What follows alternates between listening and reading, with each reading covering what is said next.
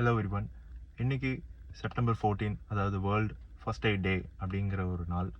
So எதுக்கு இந்த first aid டே அப்படின்னு பார்த்தீங்கன்னா, இது வந்து இந்த டே அன்னைக்கு to raise some awareness to the public, to the layman people regarding the world first aid day.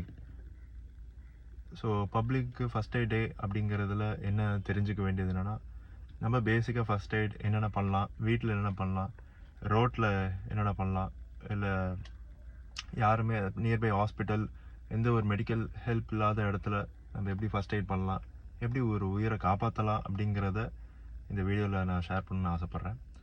And before that, இந்த வேர்ல்டு ஃபர்ஸ்ட் எய்ட் டே அப்படிங்கிறது எதுக்கு இன்னைக்கு அப்படின்னு பார்த்தீங்கன்னா, ஒரு 1980 ஹென்ரி அப்படிங்கிற ஒருத்தர், ஒரு ஸ்விஸ் பிஸ்னஸ்மேன், அண்ட் அவர் கண்ட்ரியில் ஒரு வார் நடந்துட்டு இருக்கும்போது அவரால் முடிஞ்ச அளவுக்கு சோல்ஜர்ஸ்க்கு ஹெல்ப் பண்ணிட்டு இருக்கும்போது நிறைய சோல்ஜர்ஸ் இறந்து போனது மெயின் ரீசன் அப்படின்னு பார்த்தீங்கன்னா, லேக் ஆஃப்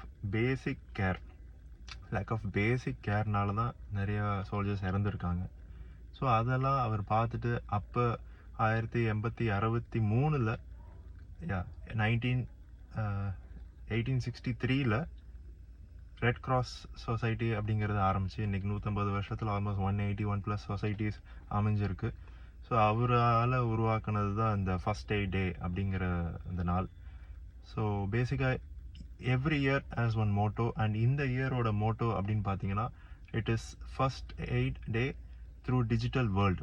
எப்படி இப்போ நம்ம பேசிகிட்டு இருக்கோமோ, எப்படி நான் ஷேர் பண்ணுறனோ இந்த யூடியூப், இந்த சோஷியல் மீடியா, அதுவும் எஸ்பெஷலி இந்த போஸ்ட் கோவிடுக்கு அப்புறம் இந்த ஆன்லைன் பிளாட்ஃபார்ம் இன்னும் அதிகமாக பெருத்துருச்சு. ஸோ அதில் நல்ல விஷயங்கள், இந்த மாதிரி நிறைய இன்ஃபர்மேஷன், அவேர்னஸ் இதெல்லாம் வந்து உட்கார்ந்த இடத்துல நீங்களும் கற்றுக்கலாம், தெரிஞ்சுக்கலாம். ஸோ அதனால இந்த world first aid day through digital world மூலமாக நான் கம்யூனிகேட் பண்ணுறதுல எனக்கு ரொம்ப சந்தோஷம். ஸோ பேசிக்காக இந்த ஃபர்ஸ்ட் எய்ட் டே அப்படின்னா என்ன, இந்த ஃபர்ஸ்ட் எய்ட் என்னென்ன அப்படின்னு பார்த்தீங்கன்னா, எல்லார் வீட்லேயும் ஒரு ஃபர்ஸ்ட் எய்ட் கிட் பெரும்பாலும் இருக்கும். ஒரு பேண்டேஜ் இருக்கும், ஒரு சிசர் வச்சுருப்பீங்க, ஒரு முக்கியமான டாக்டர் அப்ரூவ்டு ஒரு பேசிக் பெயின் கில்லர் மெடிக்கேஷன்ஸ் வச்சுருப்பீங்க. அட்லீஸ்ட் ஒரு ஹாஸ்பிட்டல் போகிற வரைக்கும் இதெல்லாம் ஹெல்ப்ஃபுல்லாக இருக்கும். பட் அதை தாண்டி நீங்கள் ஒரு ஃப்ளாட்டோ இல்லை தனி வீட்டில் இருக்கீங்க அப்படின்னா, உங்களோட nearby hospital contact number, helpline number எப்பொழுதுமே உங்கள் ஃபோன்லேயோ இல்லை வீட்லேயோ லேண்ட்லைன்லேயோ ஒரு சின்ன பேப்பரில் எழுதி நீங்கள் ஒட்டி வச்சுருந்தா அது ரொம்ப யூஸ்ஃபுல்லாக இருக்கும். அது எப்போ நம்மளால் சொல்ல முடியாது, என்றைக்குன்னு நமக்கு தெரியாது. அண்ட் அடுத்த ரொம்ப ரொம்ப முக்கியமான விஷயம், இது எல்லாருக்கும் தெரிஞ்ச விஷயம்தான், ஆனால் இன்னமும் அவேர்னஸ் கம்மியாக தான் இருக்குது, விச் இஸ் கால்ட் சிபிஆர். முதலுதவியில் ரொம்ப முக்கியமானது சிபிஆர். உங்கள் ஆஃபீஸ்லேயோ, உங்கள் ஸ்கூல்லேயோ, உங்கள் ஃப்ரெண்ட்ஸ், உங்கள் லைப்ரரி, உங்கள் வீட்டில் உங்களுக்கு தெரிஞ்சவங்க, இல்லை உங்களால் முடிஞ்ச அளவுக்கு இதை நீங்கள் கம்யூனிகேட் பண்ணி நீங்கள் ஷேர் பண்ணிங்கன்னா ரொம்ப சந்தோஷம். விச் மீன்ஸ் சிபிஆருங்கிறது ஒரு முதலுதவி டெக்னிக். ஒரு நெஞ்சு பகுதியில் ஒரு பேஷண்ட் ஒரு காமன் மேன் ஒரு அன்கான்ஷியஸாக இருந்து அவங்களுக்கு பேச்சு மூச்சு சுயநலவு எதுவுமே இல்லாமல் இருக்கும்போது பேசிக்காக ஒரு நாடி நம்ம பார்க்கலாம். ஒரு 5-6 செகண்ட் நாடி இருக்குதா இல்லையாங்கிறது உங்களுக்கு தெரிய ஆரம்பிச்சிடும். அதுக்கு முன்னாடி நீங்கள் பதட்டம் இல்லாமல் இருக்கணும். ஸோ உங்களுக்கு சரௌண்டிங்கில் ஹெல்ப் இல்லைனாலும் நீங்கள் தாராளமாக செய்யலாம்.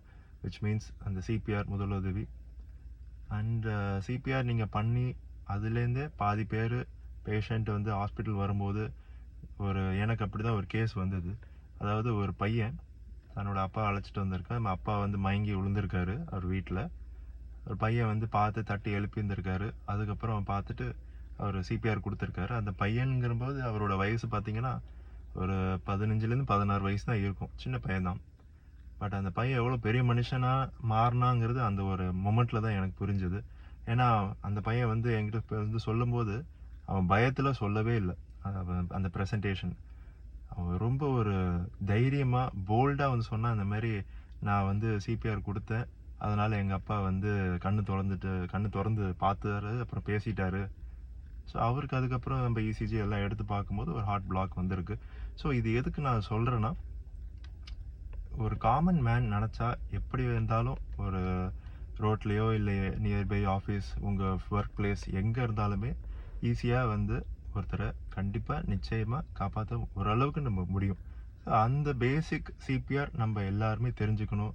And being in health care professional, இன்றைக்கி நிறைய CPR awareness program school, college, public center places, and many சென்டர்ஸில் நாங்கள் ஒரு ஒர்க் ஷாப் மாரி நடத்தி ஒரு காமன் பீப்புள் இல்லை ஒரு மெடிக்கல் ஸ்டூடெண்ட்ஸ் ஒரு பேராமெடிக்ஸ் எல்லாருக்குமே நாங்கள் கிளாஸ் பண்ணி எடுத்துகிட்டு தான் இருக்கிறோம். ஸோ ஐ ஹோப் இந்த டிஜிட்டல் வேர்ல்டு மூலமாக இன்னும் இந்த ஃபஸ்ட் எய்ட் டே அப்படிங்கிற இந்த செப்டம்பர் 14th டே எல்லாரும் இந்த அவேர்னஸ் கிரியேட் பண்ணுற இந்த டே அன்னைக்கு எனக்கு ரொம்ப சந்தோஷமாக இருக்குது இந்த டிஜிட்டல் வேர்ல்டு மூலமாக உங்களோட கம்யூனிகேட் பண்ணுறதுல. So thank you and be precautious. Thank you.